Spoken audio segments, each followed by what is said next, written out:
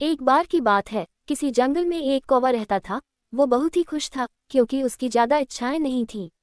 वह अपनी जिंदगी से संतुष्ट था। लेकिन एक बार उसने जंगल में किसी हंस को देख लिया और उसे देखते ही सोचने लगा कि ये प्राणी कितना सुंदर है। ऐसा प्राणी तो मैंने पहले कभी नहीं देखा।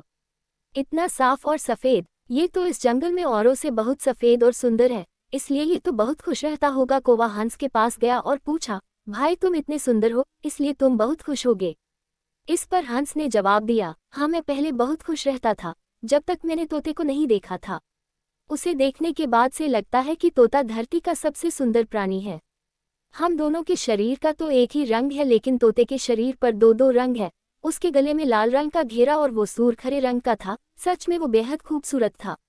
अब कौवे ने सोचा कि हंस तो तोते को सबसे सुंदर बता रहा है, तो फिर उसे देखना होगा।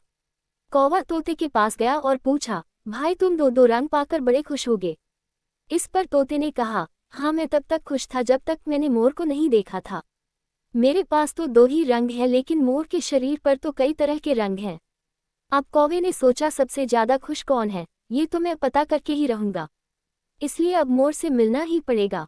कौवे ने मोर को जंगल में ढूंढा, लेकिन उसे पूरे जंगल में एक भी मोर नहीं मिला और मोर को ढूंढते ढूंढते वह चिड़ियाघर में पहुंच गया तो देखा मोर को देखने बहुत से लोग आए हुए हैं और उसके आसपास अच्छी खासी भीड़ है। सब लोगों के जाने के बाद कौवे ने मोर से पूछा, भाई तुम दुनिया के सबसे सुंदर जीव हो और रंग बिरंगे हो, तुम्हारे साथ लोग फोटो खिंचवा रहे थे, तुम्हें तो बहुत अच्छा लगता होगा और तुम तो दुनिया के सबसे खुश जीव होगे।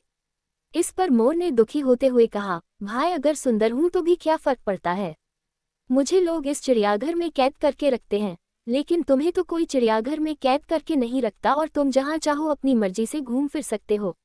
इसलिए दुनिया के सबसे संतुष्ट और खुश जीव तो तुम्हें होना चाहिए, क्योंकि तुम आज़ाद रहते हो। कौवा हैरान रह गया, क्योंकि उसके जीवन की अहमियत कोई दूसरा बता गया। दोस्तों, ऐसा ही हम लोग भी करते हैं। हम अपनी खुशियों और गुणों की तुलना दूसरों से करते हैं, ऐसे लोगों से जिनका रहन सहन का माहौल हमसे बिल्कुल अलग होता है। हमारी जिंदगी में बहुत सारी ऐसी चीजें होती हैं जो केवल हमारे पास हैं, लेकिन हम उसकी अहमियत समझकर खुश नहीं होते। लेकिन दूसरों की छोटी खुशी भी हमें बड़ी लगती है, जबकि हम अपनी बड़ी खुशियों को इग्नोर कर देते हैं।